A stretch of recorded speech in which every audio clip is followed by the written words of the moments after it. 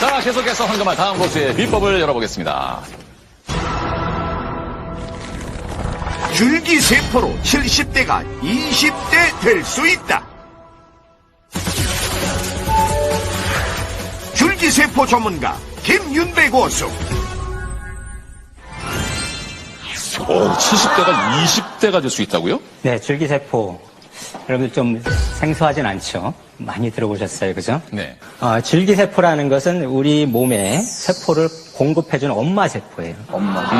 그러니까 사람은 자식을 낳을 때 이제 새로운 개체를 이렇게 자궁을 통해서 키워서 내보내주는 방식인데 세포는 네. 하나가 두 개로 이렇게 분리되는 방식입니다.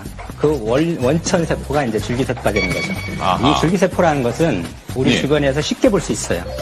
여러분들이 만약에 칼에 베었다 주방에서 네. 그러면 2주가 지나면 딱지가 떨어지면서 다 복구가 되죠. 네. 줄기세포가 하는 일이에요. 여러분들 피부가 굉장히 좋으신 우리 안선영 씨 같이 이런 분들 계시죠? 그것은 우리가 관리를 잘하면 내 피부 밑에 있는 줄기세포가 빨리 분열을 해서 위에 있는 각질층은 빨리 떨어져 나가고 네. 빨리 재생이 일어나면 부들부들한 아주 여린 어린애 같은 세포가 되는 겁니다. 예. 우리 몸 전체에는 지금 줄기세포 어디에나 존재를 합니다. 물론 그 양의 문제가 있어요. 어렸을 때는 상대적으로 많은데 나이를 먹어가면서 굉장히 수가 적어져요. 줄어들어요, 점점점. 그러니까 충분히 보충을 못 해주니까 우리가 노화가 이제 눈으로 보이게 되는 그런 것이고. 예. 그러면 우리 지구의 나이를, 지구를 거꾸로 돌릴 수는 없어요. 다만 생물학적인 나이, 생물학적인 시간은 거꾸로 돌릴 수가 있을 거라고 생각을 하고 최소한 거꾸로 돌리지 않더라고 하더라도 시계를 늦출 수는 있다. 이미 아시다시피 일본에서 야마나카 교수라는 분이 우리 체세포를 그냥 우리 피부세포를 떼서 네. 시계를 거꾸로 돌렸어요. 그래서 줄기세포로 원점으로 돌려놓은 거죠. 그러니까 그 채취한 사람의 나이가 60이었는데 네. 그 세포가 어릴 때, 아기가 태어날 때 그 세포로 돌아갔다는 뜻이에요.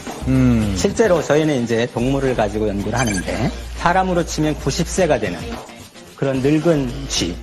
이제 앞으로 두세 달 후에는 죽을 만한 그런 쥐예요. 옆에서 건드려도 물 생각도 안 하고 귀찮다고 아무 생각이 없어요. 네. 거기에다가 줄기세포를 이식하면 젊은 쥐보다 수영을 더 잘합니다. 네. 운동 능력이 탁월하게 개선이 되고 제가 연구하는 치매 줄기세포를 이식을 하면 기억력도 네. 젊은 쥐하고 같이 맞짱을 떨 수 있는 정도로 이렇게 회복이 된다는 겁니다. 네네. 그렇다면 이것이 다만 동물에서의 문제만이냐? 분명히 사람도 앞으로 우리가 예. 법적으로 그런 문제가 해결되고 부작용이 해결되는 그러한 시점이 오면 네. 사람에서도 이것이 환상만은 아니다. 분명히 이루어질 수 있는 네. 가능성이 있는 기술이다. 이렇게 제안을 드리고 싶습니다. 그러면 직접 쥐 대신 제가 거기 들어가 있지만 맞습니다.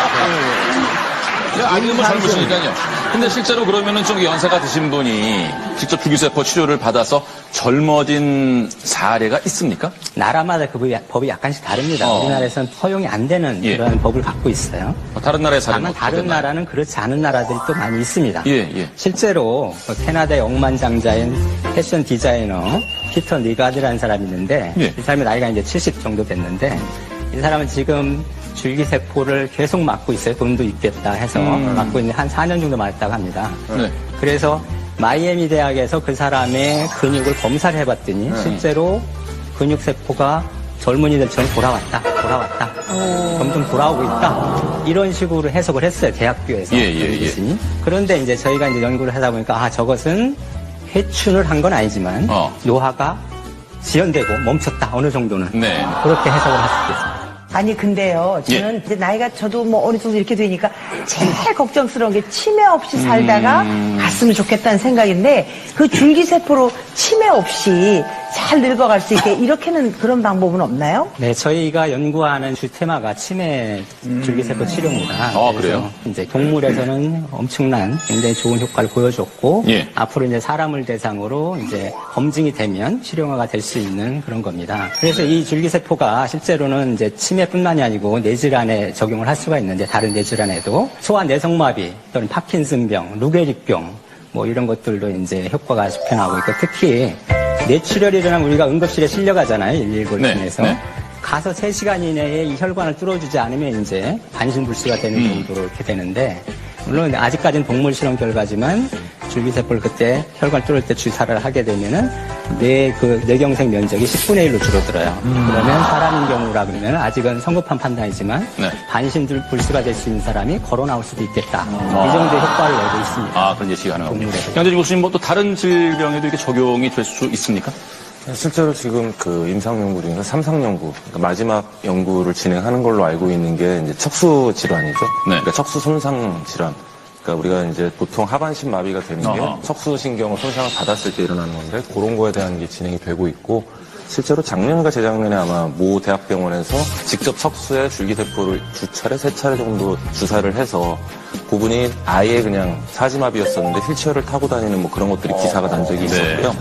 간경화에 대해서도 지금 이제 진행이 되고 있고, 그 다음에 이제 지금 말씀하신 뇌경색, 뇌졸중에 대한 것들도 지금 진행이 되고 있는데, 이 이외에도 황반 변성이라는 게 있습니다. 그러니까 안과 질환 중에서 네. 황반이 변성이 되게 되면 실제로 시력을 잃게 되거든요. 근데 이런 황반 변성으로 인한 실명의 줄기세포가 치료제로서 가능성을 보여주고 있고, 또 이제 선천성 소아당뇨 아니면 청각장애 같은 이런 난치성 질환 혹은 유전성 질환에 있어서도 치료의 길이 줄기세포를 통해서 열릴 수 있다라는 뉴스들이 나오고 있습니다. 그래서 분명히 줄기세포라는 건 어떻게 보면 이런 여러 가지 난치성 질환들에 있어서 한 꿈의 치료제로서의 가능성을 분명히 보여주는 건 사실인 것 같습니다. 예. 그때 기억나는 게 왜 강원래 씨한테 더 이상 휠체어는 없다고 뭐 그런 얘기 사람들한테 있었죠. 그 사고로 척수 다친 분들한테 굉장히 희망을 줬잖아요. 아직도 그런 게 가능한 건가요? 그러니까 김은배 교수님, 이게 어떤 한계가 어디까지로 보십니까? 그럼 모든 뭐 질병, 이번 무슨 뭐 흔히 말하는 만병통치가 될 수 있는 것인지. 그 당시에 이제 강원래 씨가 어떤 이슈의 대상이 됐어요. 강원래 씨를 일으켜 세울 수 있다. 근데 이미 그러한 척수손상 환자한테 식약처의 승인을 받아서 지금 임상시험을 하고 있어요. 아하. 그렇다면 지금 임상시험 하고 있다는 것은 분명히 되니까 한다는 거예요. 동물에서는 분명히 됐고, 실제로 시간을 두고 5년, 10년 만에 휠체어에 있던 사람이 지팡이를 짚고 일어날 수 있는 날이 있을 거라고 해서 지금 식약처에서 승인을 내준 거거든요. 그러니까 그 가능성이 충분히 있다는 거고요. 줄기세포의 오로지 가능성만 얘기하면 우리가 자동차를 수리한다고 한번 생각해 보세요.